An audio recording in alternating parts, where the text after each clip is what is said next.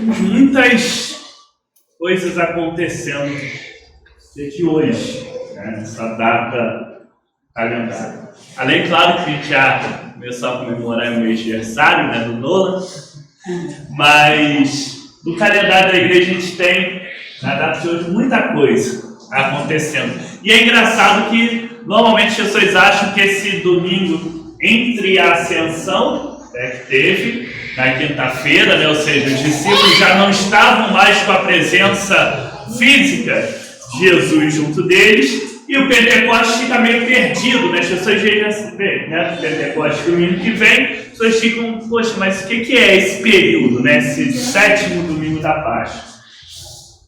Além disso, para somar, né, hoje, exatamente hoje, faz 135 anos da nossa igreja no Brasil, né, da missão.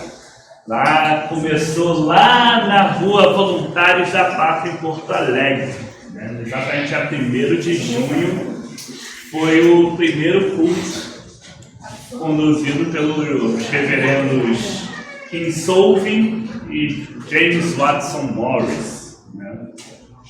E também, como talvez já a leitura de hoje já antecipe do Evangelho, a gente começa hoje a chamada Semana de Oração pela Unidade Cristã, em que diversas igrejas oram por esse reencontro, essa reaproximação. Então é muito comum nesse período, principalmente aquelas igrejas que têm uma maior afinidade, né, com a causa, né, ecumênica, a causa do reencontro, da reaproximação dos cristãos, tendem sempre a orar e mencionar isso. Então, quando a gente olha, né, Jesus fazendo essa oração de que todos sejam um, como Ele e o Pai são um, é fácil a gente pensar nessa questão, né, do reencontro, da reconciliação dos cristãos, mas talvez a gente precise dar um passinho além quando a gente pensa nesse texto. E eu acho que hoje o texto fundamental, e os liturgistas me perdoem, mas é o texto de Atos. O texto de Atos é um texto que por 2 vezes, eu brinco que se a gente faz uma leitura apressada dele, a gente perde a mensagem. Porque por 2 vezes ele parece que vai para um lado e ele vai para o outro. Primeiro, né, Paulo lá chegando, o pessoal anunciando o Evangelho, e tinha uma moça escravizada que ela tinha o poder de fazer previsões, né? Enfim, lhe era concedido por um espírito ali. E ela, quando vê Paulo, vê os discípulos, realmente ela reconhece eles como servos de Deus e anuncia. E é interessante como o texto de Atos mostra como os discípulos não eram nada oportunistas, porque eles poderiam muito bem ter utilizado isso. Opa, aí, ó, tem a prova aí, né? Já era alguém que aquelas pessoas ali acreditavam e confiavam. E aí vai falando que ela segue eles, repetindo que eles eram servos de Deus. E uma hora Paulo se irrita e vai expulsar o espírito que dava aquele dom, vai tirar esse dom dela. E aí parece que se a gente parar o texto aqui, parece que a irritação do Paulo era, por ela estar perturbando eles, né, indo atrás deles, pelo espírito, pelo dom dela. Aí a gente percebe como a gente precisa continuar lendo para entender. Aquela moça, sem aquele espírito, sem aquele dom, não tinha mais valor para aqueles que a escravizavam. Tanto que quem se irrita com Paulo são eles, são os que a escravizavam, né? Fala que perdendo a esperança do lucro que eles tinham disso. Que eles tinham de Israel. Ela, pelo contrário, ela deve ficar feliz. Olha como eles estavam olhando muito mais à frente na questão. Isso irrita tanto que eles vão atrás das autoridades para conseguir prender, né, Paulo, os apóstolos. Que isso? Paulo, os discípulos que estavam ali. Que isso?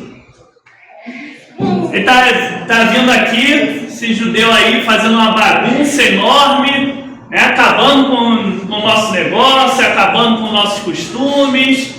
Como é que fica isso? E aí prendem, dão chibatadas, prendem ele, aquela coisa toda. E aí vem o segundo momento também, que é a narrativa. Se a gente para no meio, a gente não entende a mensagem. Que é na prisão. Discípulos cantando, orando, louvando no meio da prisão. Vem um terremoto e é a oportunidade perfeita de fuga, né?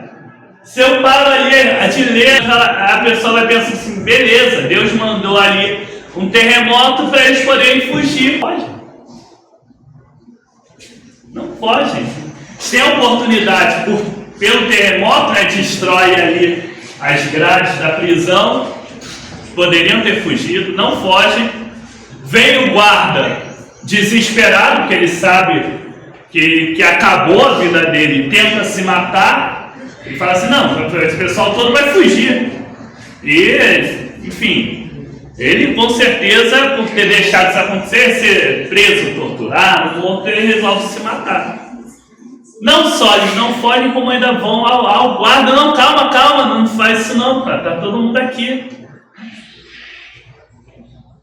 Porque ainda tinha mais uma pessoa que precisava ser libertada, e era a única que não prestava atenção nisso, que era o próprio guarda. Então ele não foge, vão até ele, impedem ele de se matar, e daí começam a evangelizar aquele guarda. E aquele guarda vem a se converter. É legal como uma pequena passagem, né, começa de Atos, a gente tem duas situações, né, se a gente vai lendo, vai parecendo que a narrativa é uma coisa quando chega a outra. A ação de Deus, ela estava muito além daquilo que a gente conseguia perceber à primeira vista. Ela é muito mais profunda, né?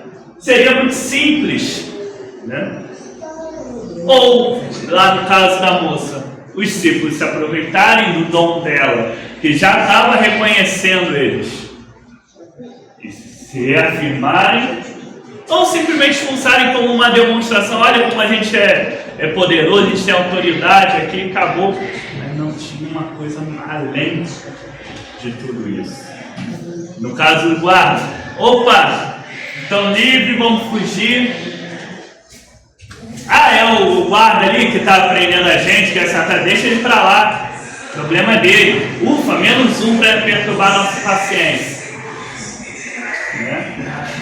Mas na verdade, tudo isso ocorre para que eles libertassem, o guarda deles libertassem aquela mulher daquela situação. Na nossa vida, em muitos momentos, a gente tem dificuldade de perceber se é de Deus. A gente acha que as coisas estão se caminhando para um lado e na verdade era tudo para o outro. São outras coisas que a gente tem que ver, viver, outras oportunidades. Uma coisa que eu acho que é sempre importante a gente ter na nossa mente é que muitas vezes, para que algumas coisas deem certo, a gente precisa que antes algumas outras deem errado. Só com algumas coisas derem errado e liberarem caminho, é que outras vão conseguir.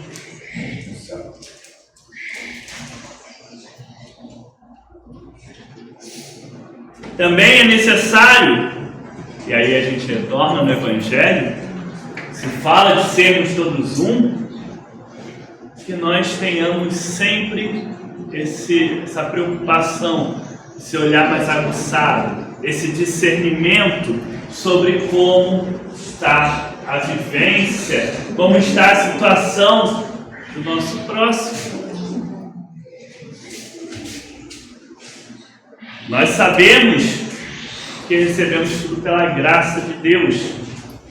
Sabemos que Cristo, como nós oramos ali, Ele vai aos céus primeiro do que nós. Vai abrir o caminho. Mas sabemos que Ele está lá nos aguardando, como nós lemos no Apocalipse. Mas é interessante que até no texto do Apocalipse tem um detalhe que passa batido. Ali fala da árvore da vida. Tem uma outra passagem na Bíblia que fala dessa árvore da vida. Lá atrás, no relato da criação. Fala da árvore da vida e de uma outra árvore que era muito perigosa, que era a árvore do conhecimento do bem e do mal. Essa árvore do conhecimento do bem e do mal é que simbolicamente Adão e Eva escolhem. E aí talvez por isso a gente tenha até hoje, na nossa vivência, né, no uso do nosso conhecimento humano, muitas vezes o mesmo conhecimento que serve para o bem e para o mal. Essa dualidade constante. Né? O mesmo avião que é usado para resgatar pessoas em necessidade é usado para bombardear outros lugares. As mesmas coisas que são usadas para salvar, muitas vezes são usadas para matar.